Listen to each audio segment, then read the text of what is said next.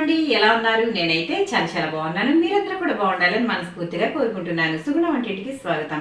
ఈ రోజు మన వంటింట్లో ఎగ్ పఫ్ ఏ విధంగా తయారు చేసుకోవాలో చూద్దాం.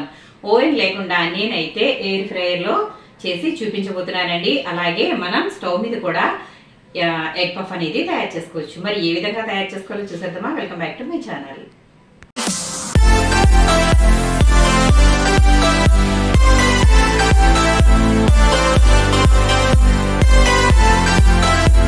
ముందుగా ఎగ్ పఫ్కి నేనైతే మైదా పిండి తీసుకుంటున్నాను. ఎగ్ పఫ్ అంటే మనకి మైదా పిండే కావాలి కాబట్టి నేనైతే మైదా పిండి తీసుకున్నాను. ఇది ఒక పావు కేజీ వరకు ఉంటుంది.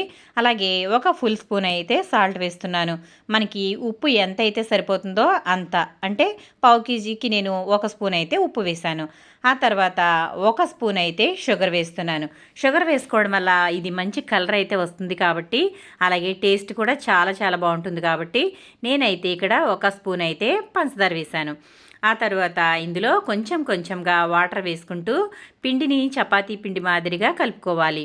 ఇది వాటర్ మనం ఒకేసారి పోసేసుకోవడం కన్నా కొంచెం కొంచెంగా పోసుకుంటూ ఇలా అయితే పిండిని కలుపుకోవాలి. చూడండి, ఇందులో ఒకవేళ మీకు ఇష్టమైతే బటర్ కానీ అలాగే డాల్డా కానీ నెయ్యి కానీ ఏదైనా సరే వేసుకోవచ్చు. నేనైతే ఇందులో ఏమీ వేయడం లేదు, ఎందుకంటే నేనైతే బటర్తో ఇది చేయబోతున్నాను కాబట్టి నేనైతే ఇందులో ప్రస్తుతం కలిపేటప్పుడైతే ఓన్లీ వాటర్ మాత్రమే వేసి కలుపుతున్నాను. చూసారు కదా, ఈ విధంగా పిండి ముద్దనైతే బాగా కలుపుకోవాలి. పిండి అయితే బాగా కలిపేసుకున్న తర్వాత చివరిలో కొంచెం అయితే ఆయిల్ వేసి మళ్ళీ బాగా కలిపి పక్కన పెట్టుకోవాలి. ఈ విధంగా ఆయిల్ వేయడం వల్ల మనకి చపాతీ పిండి అంటే మనం చేసుకునే ఎగ్ పఫ్ అయితే పిండి చాలా మృదువుగా తయారవుతుంది. కాబట్టి ఈ విధంగా అయితే పిండిని బాగా కలిపేసి ఇప్పుడైతే ఆయిల్ వేసుకుందాము. ఒక 2 స్పూన్ల వరకు ఆయిల్ వేసుకోవాలి. ఇక్కడ నేనైతే ఆయిల్ యూజ్ చేస్తున్నాను. ఒకవేళ మీ దగ్గర ఎక్కువ బటర్ ఉంటే కనుక బటర్ కూడా వేసుకోవచ్చు, లేదా డాల్డా కూడా వేసుకోవచ్చు. కానీ హెల్త్కి డాల్డా అంత మంచిది కాదు కాబట్టి బేకరీల్లో పొరలు పొరలుగా రావడానికి ఎక్కువగా డాల్డానే వాడుతూ ఉంటారండి. కాబట్టి మనమైతే డాల్డా వాడడం అంత మంచిది కాదు కాబట్టి నేనైతే ఇక్కడ ఆయిలే వేస్తున్నాను. ఇది నేను సన్ఫ్లవర్ ఆయిల్ అయితే వేశాను. ఈ ఆయిల్ వేసిన తర్వాత పిండిని ఈ విధంగా బాగా పిసుకుతూ కలపాలండి. అప్పుడే పిండి అయితే మనకి పర్ఫెక్ట్గా తయారవుతుంది. చూసారు కదా, ఈ విధంగా సాఫ్ట్గా ఉండాలి. ఇది 1 గంటన్నర పాటు పక్కనైతే పెట్టేసుకుంటున్నాను. ఆ తర్వాత మనకి పిండి అయితే తయారవుతుంది. మనం ఎగ్ పఫ్ ఏ విధంగా తయారు చేసుకోవాలో మీకు చూపిస్తాను. చూసారు కదా, పిండి అయితే ఇలా కలిపేసి మూత పెట్టేసుకోవాలి, లేదంటే ఒక క్లాత్ కానీ కప్పేసి పెట్టినట్లయితే మనం కర్రీ చేసుకునే లోపు పిండి మృదువుగా మారుతుంది. పిండి అయితే ఇలాగా కలిపేసి నేను 1 గంటన్నర పాటు అయితే నానబెట్టాను. మీకు టైం ఉంటే కనుక ఇంకా ఎక్కువసేపు కూడా నానబెట్టుకోవచ్చు. ఇదైతే ముందు పక్కన పెట్టుకుని మనం అయితే కర్రీ తయారు చేసుకుందాం. నేనైతే ముందుగానే గుడ్లు అయితే ఉడికించేసి పెట్టుకున్నానండి. మనకి సమయం సరిపోదు కాబట్టి మనం పిండి కలుపుకోవడం అలాగే గుడ్లు ఉడికించుకోవడం మనం ముందుగా చేసేసుకుంటే బాగుంటుంది కాబట్టి నేనైతే 3 గుడ్లు అయితే ఉడికించేసి పక్కన పెట్టేసుకుంటున్నాను. ఇప్పుడు మనం కర్రీ అయితే రెడీ చేసేసుకుందాం, వచ్చేయండి. ముందుగా నేనైతే స్టవ్ అయితే వెలిగిస్తున్నాను, బాండి పెట్టేసుకుంటున్నాను. ఈ విధంగా గిన్నె అయితే పెట్టేసుకోవాలి. ఇది కొంచెం వేడవనిద్దాము. ఇప్పుడైతే నేను ఆయిల్ వేసుకుంటున్నాను. మనకి ఎక్కువ ఆయిల్ అయితే పట్టదండి, చాలా కొంచెం ఆయిలే సరిపోతుంది. ఎందుకంటే మనం చేసుకునేది ఎగ్ పఫ్ కాబట్టి దాంట్లోని మనం పొరలుగా మనం బటర్ అయితే వేస్తాం కదా, కాబట్టి ఆయిల్ అనేది ఎక్కువగా ఉండకూడదు. కొంచెం ఆయిల్ మాత్రం వేసుకుంటే సరిపోతుంది. ఇప్పుడు మనకి ఆయిల్ అయితే వేడైపోయింది. ఇందులో మనం ఉల్లిపాయ అలాగే పచ్చిమిర్చి సన్నగా కట్ చేసుకున్నది అయితే వేసుకోవాలి. సన్నగా కట్ చేసుకున్న ఉల్లిపాయ పచ్చిమిర్చి అయితే వేసుకుందాం. మనం 3 ఎగ్స్ తీసుకున్నాం కాబట్టి మనకి ఒక 6 వరకు ఎగ్ పఫ్స్ అయితే వస్తాయండి. కాబట్టి మనకి ఈ మాత్రం ఉల్లిపాయలు అయితే ఉండాలి. నేనైతే పెద్ద సైజు ఉల్లిపాయలు ఒక 2 అయితే తీసుకున్నాను. అలాగే ఒక పెద్దది పచ్చిమిర్చి అయితే తీసుకుని ఇలా సన్నగా తురుముకున్నాను. ఇప్పుడు ఇవన్నీ కూడా ఇందులో వేసేసుకుందాం.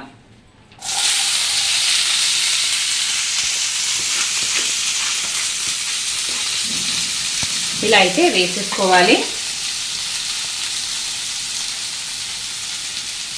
ఇప్పుడు గరిటె తీసుకుందాం. ఇప్పుడు కలుపుకుందాము.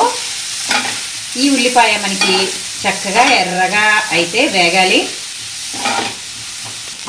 చూడండి, ఇప్పుడైతే మనకి ఉల్లిపాయ ఇలా వేగిపోయింది కదా. ఇందులో మనం ఇప్పుడు అల్లం వెల్లుల్లి పేస్ట్ అయితే వేసుకుందాం. 1 స్పూన్ అయితే అల్లం వెల్లుల్లి పేస్ట్ వేసుకున్నాను. ఇదంతా కూడా ఇలా బాగా వేగే వరకు వేయించుకోవాలి.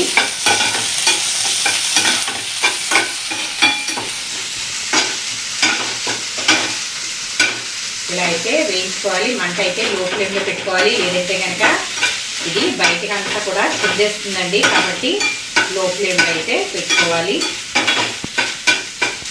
ఇప్పుడు ఇదంతా మనకి చక్కగా వేగిపోయింది. అల్లం వెల్లుల్లి పేస్ట్ అయితే వేగిపోయింది కదా. ఇప్పుడు మనం ఇందులో ఉప్పు కారాలు అయితే వేసుకుందాం.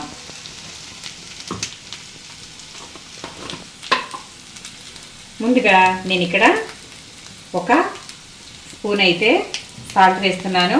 మనకి ఎక్కువ అనుకుంటే కనుక తగ్గించుకోవచ్చు. ఒక అర స్పూన్ అయితే వేస్తున్నాను. మనం పిండిలో కూడా కొంచెం సాల్ట్ వేసాం కదా, కాబట్టి ఇందులో ఒక అర స్పూన్ వేసుకుంటే సరిపోతుంది. అలాగే కొంచెం చిటికెడు వరకు పసుపు వేసాను.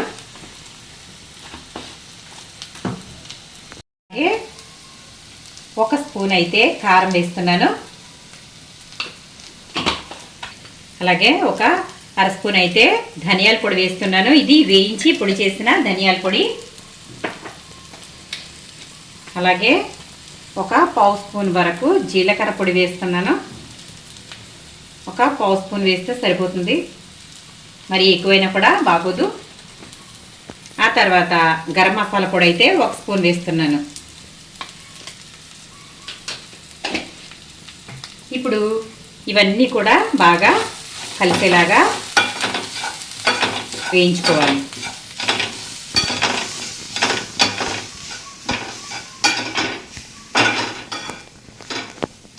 ఈ విధంగా బాగా కలిసేలాగా కలుపుకోవాలి. ఇలా బాగా వేయించుకోవాలి. ఇది ఒక 2 నిమిషాల పాటు మగ్గనిద్దాం. మనకి కర్రీ అయితే చక్కగా వేగిపోయింది. ఈ మాత్రం వేగితే సరిపోతుంది. ఉల్లిపాయ మనకి మగ్గడమే కావాలండి. అలాగే మనం వేసిన స్పైసెస్ అన్నీ కూడా చక్కగా ఈ విధంగా మగ్గిపోవాలి. ఇప్పుడు మనం స్టవ్ అయితే ఆఫ్ చేసేసుకుందాము. ఇది మనకి ఎంతోసేపు పట్టదండి. పిండి కలుపుకోవడమే పెద్ద ప్రాసెస్, కానీ కర్రీ చేసుకోవడం అయితే చాలా సులువు. నేనైతే ఇప్పుడు ఇదంతా కూడా మగ్గిపోయింది కదా, స్టవ్ అయితే ఆఫ్ చేద్దాము. మనం ఎగ్ పఫ్ తయారు చేసుకునే లోపు ఈ కర్రీ అయితే రెడీ అవుతుంది, అంటే చల్లారుతుంది. మనం ఈ లోపు అయితే ఎగ్ పఫ్కి కావాల్సిన పిండి అయితే చపాతీలాగా చేసేసుకుందాం. ఇప్పుడు మనం తయారు చేసి పెట్టుకున్న ఈ పిండి మిశ్రమం అయితే ఉంది కదా, ఇదంతా కూడా ఇప్పుడు కింద వేసేసి దీనిని బాగా ఇలాగా కలపాలి. కింద నేను ఇదంతా కూడా నీట్గా చేశానండి.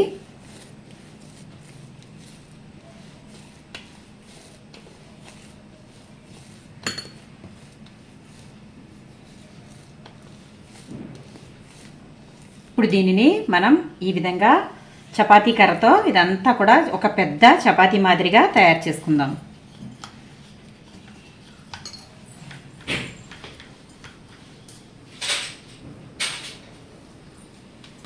బటర్ అప్లై చేసుకుందాము.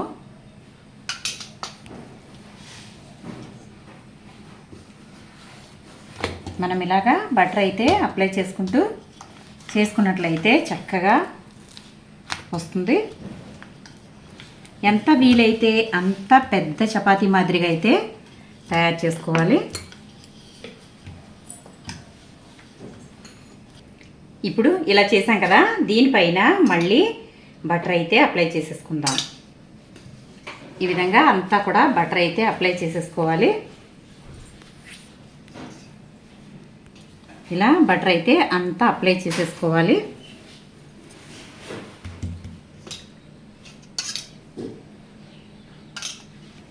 ఈ విధంగా అంతా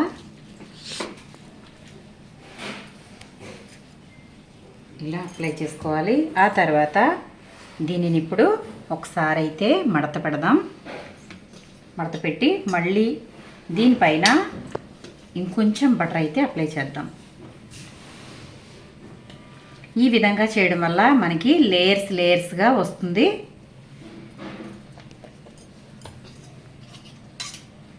ఇప్పుడు ఇక్కడ కూడా కొంచెం బటర్ అయితే అప్లై చేయాలి. ఇలా చేసిన తర్వాత మళ్ళీ దీనిని ఇలా మడత వేసుకోవాలి. చూసారా, ఇలాగా దీనిని లోపల ఎయిర్ ఏమన్నా ఫామ్ అయితే మనకి ఇలా అనుకోవడం వల్ల బయటకు అయితే వెళ్ళిపోతుంది. ఇలా అనుకున్న తర్వాత ఇప్పుడు మళ్ళీ ఇంకొక మడత అయితే వేసుకోవాలి. ఈ విధంగా మడత అయితే వేసుకోవాలి. ఇప్పుడు మనం దీనిని చపాతీలాగా చేసుకుందాం.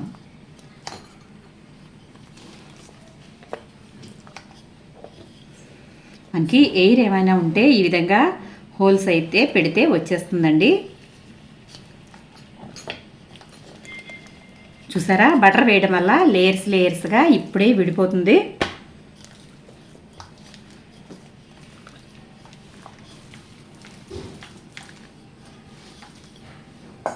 ఇలా చేసిన తర్వాత ఇప్పుడు దీనిని మనం 6 భాగాలుగా కట్ చేసుకుందాం. ఇప్పుడు నేను చాక్ అయితే తీసుకున్నాను. కొంచెం చాక్కి బటర్ అప్లై చేసుకుంటే మనకి ఈజీగా వస్తుంది. ఈ విధంగా చూడండి, ఇలాగా 6 భాగాలుగా నేనైతే చేసేసాను. ఇలా 6 భాగాలుగా తీసేసుకున్నాం కదా. ఇప్పుడు మనం దీనిని ఈ విధంగా రౌండ్గా చేసుకోవాలి.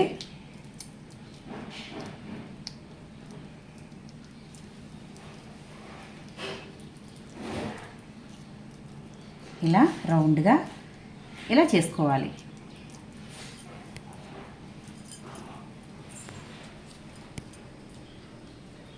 ఈ విధంగా చూడండి, ఇక్కడ ఇలా అయితే తయారు చేసుకోవాలి. ఇప్పుడు ఇలా తయారు చేసి అయితే పక్కన పెట్టుకుందాము. ఇప్పుడు మిగిలింది కూడా ఇదే మాదిరిగా ఈ విధంగా మనకి మడతలు అనేవి లోపలికి వెళ్ళిపోయేలాగా ఇలా చేసుకోవాలి. ఈ విధంగా అన్నీ కూడా ఇలా చేసేసుకోవాలి. రౌండ్గా ముద్దల్లాగా చేసుకోవాలి. ఇప్పుడైతే మనం వీటిని ఒక్కొక్క దానిని చపాతీ మాదిరిగా ఒత్తుకుందాం.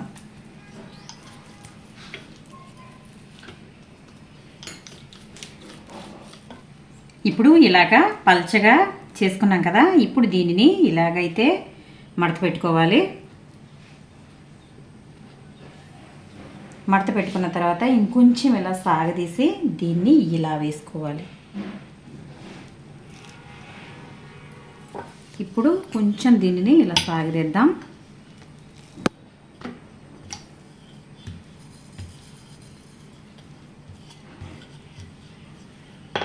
ఇప్పుడు దీనిపైన కర్రీ ఎగ్గు పెట్టుకుందాం. ఇప్పుడు మనం ఇలా తయారు చేసుకున్నాం కదా, దీనిపైన మనం తయారు చేసుకున్న కర్రీ అయితే 1 స్పూన్ అయితే పెట్టుకోవాలి. ఇలా కర్రీ పెట్టుకున్న తర్వాత మనం ఎగ్స్ని ఉడికించుకున్నాం కదా. ఇప్పుడు ఈ ఎగ్ అయితే ఈ విధంగా తీసుకుని దీనిపైన ఇలా పెట్టాలి. ఇలా పెట్టిన తర్వాత ఈ విధంగా 4 మూలలా కూడా ఇలా వేసుకోవాలండి. ఇదిగోండి, ఇలాగా చూసారు కదా. ఇలాగైతే తయారు చేసుకోవాలి. ఈ విధంగా తయారు చేసుకుని అన్నీ అయితే పక్కన పెట్టుకుందాము. మనకి ఇక్కడ 3 అయితే తయారు చేస్తానండి. ఇప్పుడు వీటిని అయితే ముందు మనం ఎయిర్ ఫ్రైయర్లో పెట్టేసుకుందాం. మనం మిగిలిన చేసుకునేటప్పటికి ఇవి అయితే అయిపోతాయి. ఈ విధంగా ఒక్కొక్కటి తీసి మనకి ఆల్రెడీ ఈ ప్లేట్ అయితే ఉంటుంది కదా, ఈ ప్లేట్ పెట్టేసుకుని దానిపైన అయితే ఇలా పెట్టుకోవాలి. ఇప్పుడు ఇందులో అయితే పెట్టేసుకుందాం. నేను ఆల్రెడీ దీనికి బటర్ అయితే అప్లై చేశానండి. మనకి ఈజీగా రావాలి కదా, లేదంటే అతుకుపోతాయి. కాబట్టి ఈ విధంగా దూరంగా అయితే పెట్టుకోవాలి. ఇలా 3 పెట్టేశాను. ఇప్పుడైతే ఇది మనం ఎయిర్ ఫ్రైయర్లో పెట్టేద్దాం. మిగిలిన 3 కూడా తయారు చేసేసి అయితే పెట్టుకున్నాను. ముందు 3 అయితే ఇందులో పెట్టేశానండి. ఆల్రెడీ మనకి అది అవుతూ ఉంది. చూసారు కదా, ఎయిర్ ఫ్రైయర్లో నేను ఇందులో పెట్టేశాను. మనకి ఇందులో బేకింగ్ అనేది టైం ఉంటుంది. ఆ టైం ప్రకారం పెడితే మనకి అవి అయితే ఆ టైంకి అయిపోతాయి. ఒకవేళ మీరు మధ్యలో చూసుకోవాలన్నా కూడా చూసుకోవచ్చు, లేదంటే బటర్ అప్లై చేసుకోవచ్చు. ఇంకా కూడా మనకి అవుతున్నాయా లేదా అనేసి కూడా చూసుకోవచ్చండి. చూసారు కదా, ఇవైతే నేను ప్రిపేర్ చేసేసి పక్కనైతే పెట్టేశాను. అవి అయిన తర్వాత ఇవి కూడా పెట్టుకుందాం. మరి అవి అయిన తర్వాత మళ్ళీ మీకు చూపిస్తాను. చూడండి ఫ్రెండ్స్, అయిపోయింది. ఆఫ్ అని వచ్చేసింది కదా. ఇప్పుడు ఇదైతే మనకి 2 నిమిషాల్లో అంటే ఆగిపోయింది. ఇప్పుడైతే మనం తీసేద్దాం.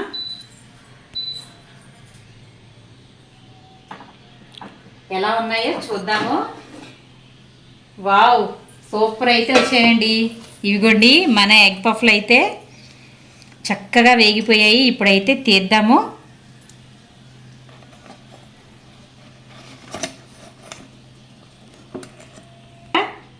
మన ఎగ్ పఫ్లు అయితే చక్కగా రెడీ అయిపోయాయి. ఇప్పుడు మిగిలినవి కూడా పెట్టేసుకుందాము.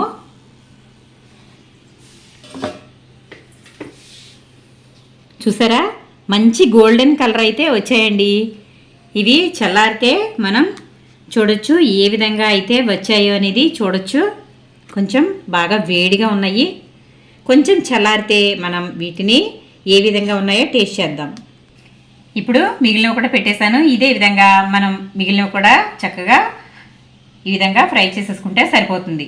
చూసారు కదండి, మన ఎగ్ పఫ్లు అయితే రెడీ అయిపోయాయి. మరి ఇవి చల్లారిన తర్వాత టమాటా కెచప్తో తింటే చాలా చాలా టేస్టీగా ఉంటాయి. చూసారు కదా, వీడియో నచ్చిందా? నచ్చితే కనుక లైక్ చేయండి, షేర్ చేయండి, సబ్స్క్రైబ్ చేయండి.